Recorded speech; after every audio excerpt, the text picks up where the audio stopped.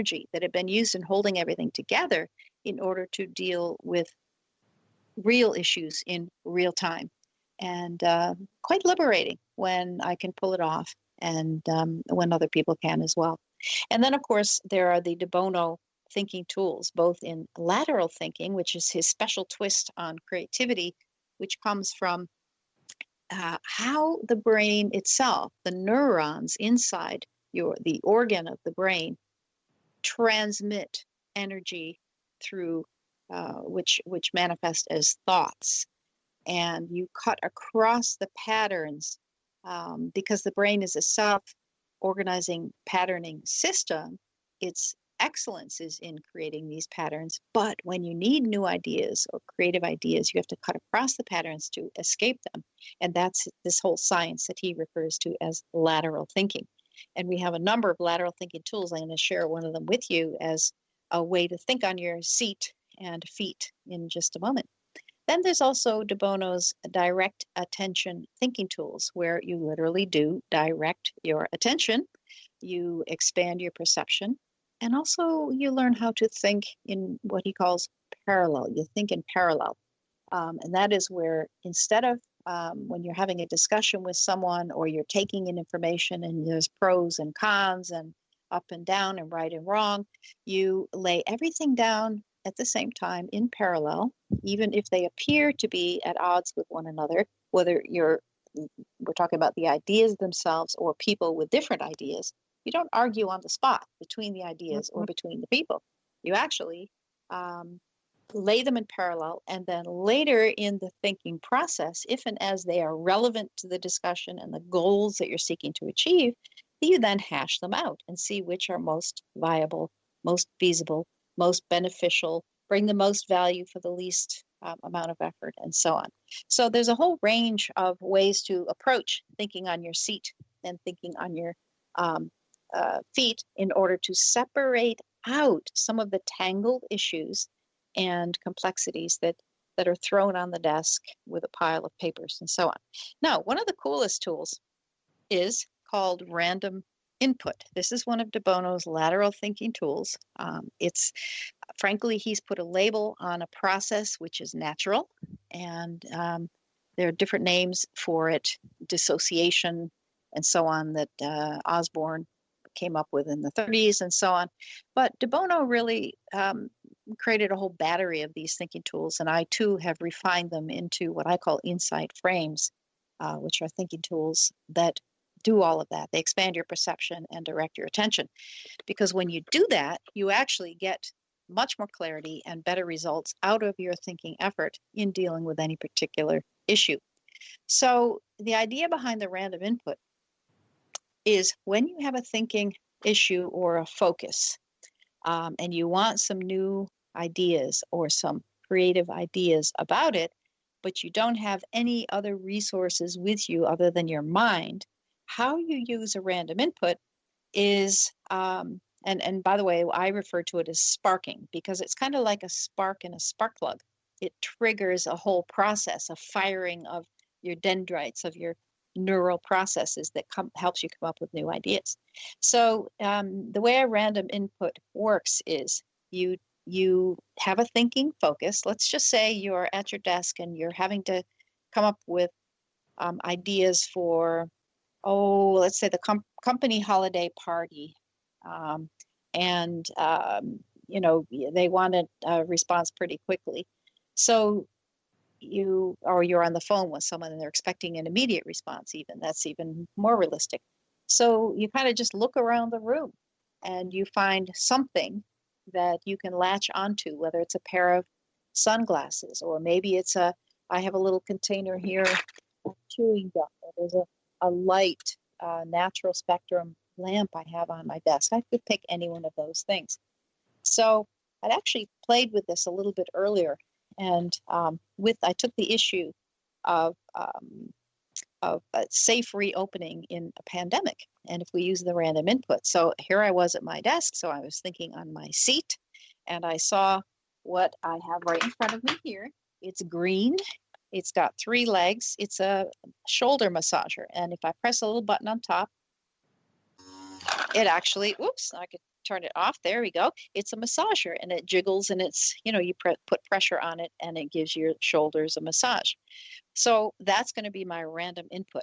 So the way you use a random input is you take the item and say, what's massagey about it? So it's got 3 legs. So there's the concept of 3 legs or a tripod.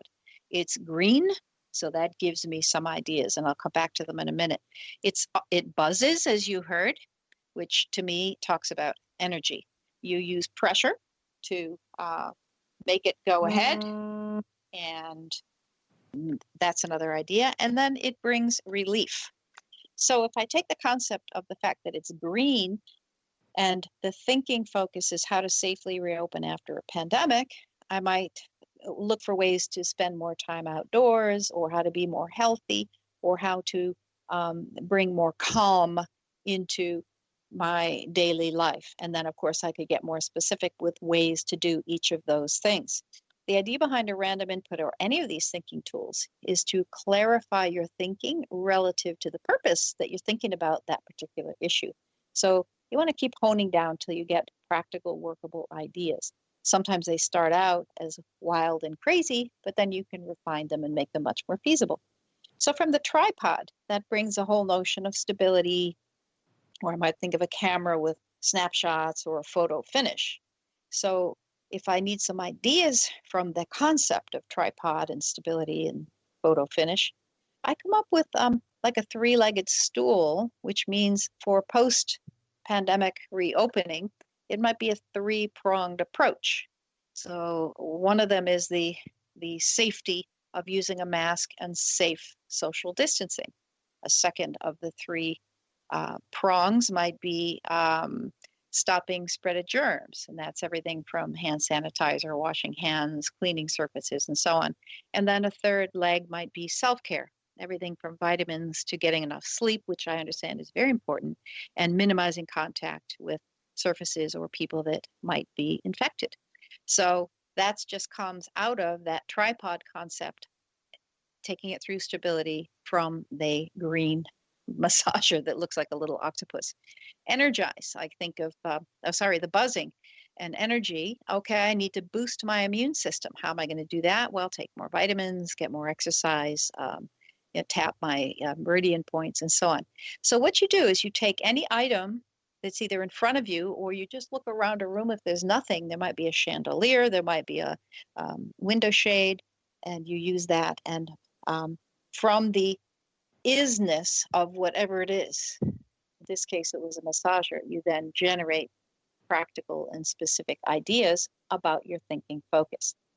Now, a second thinking tool that helps you separate out your thinking in the time we have left here, I refer to as the goggles tool, because goggles protect your eyes in different environments, help you see clearly in 360-degree situation. So if we look again at something to do with the COVID-19 pandemic, I could either use the same issue with a different thinking tool or a different tool on a different issue. It doesn't matter because the tools are generic. So with the goggles tool, what you're going to do is be looking at the plus points, the positive points about a situation. So what are some of the positives that have come out of being in a pandemic? Well, it could be everything from decompressing, because a lot of people got off the hamster wheel, a new appreciation of certain people in certain jobs. Maybe it's happy to be having a job. If you may not have been before, but you are now. You're happy you have a job and you have work. Then you move into the minus points. What are possible minus points of this pandemic? Well, possibility of wave 2 and further spreading, loss of people who died or become sick from this, and the separation. You don't know who's safe. Lost opportunities like no graduation parties, no birthday parties. You can't honor someone at a funeral. Those would all be minus points using the goggles tool. And then interesting points. These are what are lateral impacts or longer term implications. Now, maybe we'll come up with a new civility in society. Maybe remote working will continue on a large scale. Maybe we've got new relationships with friends and family and colleagues because of being online more often and Zooming and so on. Maybe it will have an effect on the election, not only in the US, but in different countries around the world. Maybe we'll find new types of leaders will emerge out of this situation. I mean, scientists have been doing pretty well out of this for the most part. So in looking at thinking on your feet and thinking on your seat, really, it's all about using your brain more appropriately based on how it works in terms of neuroprocessing. You build up your battery of skills in your toolkit, and then you become a good, flexible, pivotal thinker in any situation in real time, being ready to make those adjustments as you need to as new and better information comes in over time. So that's it for me today. I want to thank you for being with me here on the SOB Radio Network and Living Legacy Leadership.